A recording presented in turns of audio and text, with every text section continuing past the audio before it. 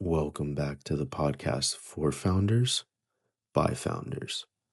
This is the Uncommonality Podcast.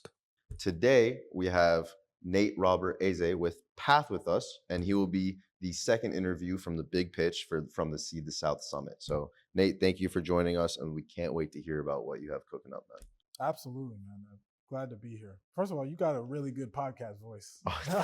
Thank you. I appreciate that. He has such a good narrator voice. Yeah, Like you can.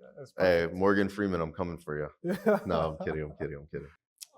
So Nate, give us a little bit of background as to who you are and what exactly Path is for our audience. Yeah. So my name is Nate Robert-Eze, originally from Nigeria, immigrated here when I was 2 years old, and since I can remember, I've just been obsessed with the built environment, and that led me to architecture, then to real estate, but I also love technology. So those two worlds combined led me to start a company called Render Vision in 2020. Um, since that time, we've worked with over 700 real estate developers in the country and in Canada, um, basically doing virtual tours and 3D immersive tours for their new properties. And so while I was doing all that, I realized a big problem. They're spending a lot of money on marketing materials. Some of it they were even giving us. And then on the other side, the person who's actually looking to buy the property or rent the property is having a hard time actually finding that stuff online. So to go on the website, you try to look through pictures and things like this, you can't make out what you're getting ready to buy.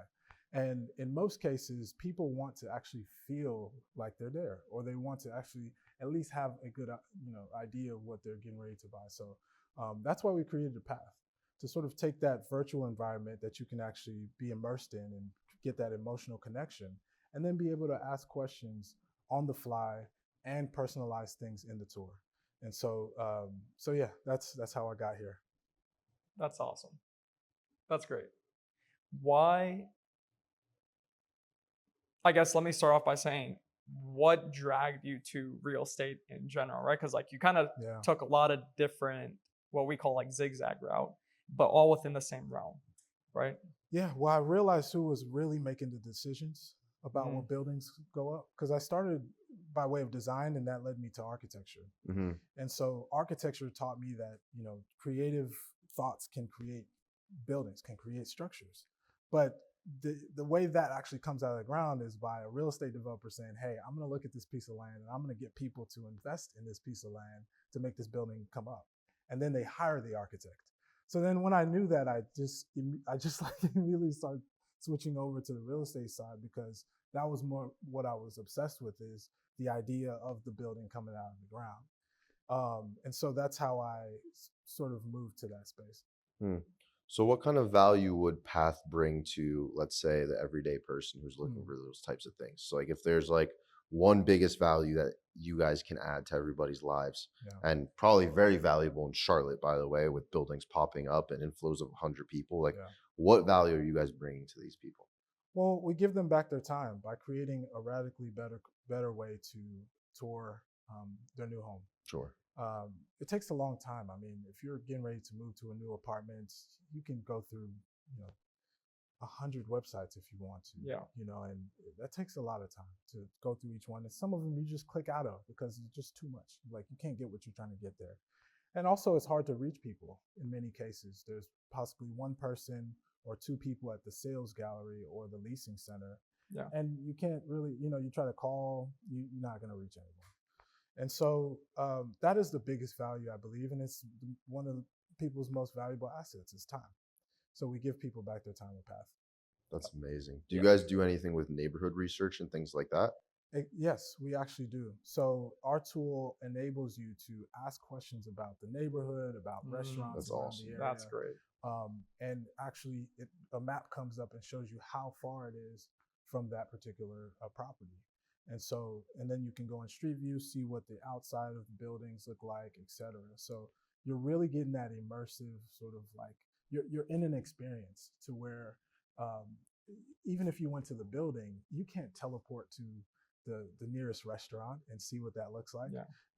The person there can possibly tell you, but you can't get that picture and understanding. So again, we're creating a radically better way for people to experience their new home. That's brilliant. Yeah, thanks. Flashing forward to today, tell us about your experience pitching at Seed the South. I know we talked about it a little bit before the interview, but in your own words, give our audience kind of a taste of what it was like, nerves wise, how you feel after, how you're feeling on stage. Yeah. So when I got up there, of course, you know, you're given the presentation and everything, you know, making sure the clicker works, etc. When I looked out into the crowd, people were like smiling, and they looked, you know, and for the past 3 days I've been giving presentations. So like I literally flew from Boston to Atlanta to here literally within like 2 or 3 days. Wow. And so I've seen a whole bunch of faces. And here it's like everyone was warm and welcoming. Like everyone had smiles on their faces and they were reacting to what you said. I did run out of time, which was kind of a bummer. It was my first time doing it. I wish I would have been able to prepare a little bit more before the pitch. However, I thought I was able to get out the meat and potatoes of what we do and like the actual thesis. And so generally, I think the experience went good. You know, I can't really complain. That's amazing, man. Patricia said the same thing about the smiling being faces. very inviting, the smiling faces. And it could be just because it's a room of like-minded founders like everybody else. So everybody knows the exact shoes that you're in with that. Yeah. What would you suggest to somebody who wants to be successful in the big pitch next year? Prepare. So come to all the preparation stuff. I found out that we got in a little bit late, so I'd already had like events like before and after. So I wasn't able to come to the days before and after, like the stuff that happened beforehand. But I would say definitely be involved. Like, you know, read all the emails, like make sure you're asking questions about what the pitch is going to be like, because that'll help with the actual pitch itself. Because I believe like, if I wouldn't have run out of time, it would have been perfect. But it was 5 minutes, and I hit that 5-minute mark probably at about 75% of my presentation. Okay. But I mean, you learn from it, and now better for the next time. Exactly. And I think there's value in that for you to be able to like self-reflect on that, even as a founder, right? Like in live time to say like, 5 minutes after I should have narrowed that down a little bit quicker, right?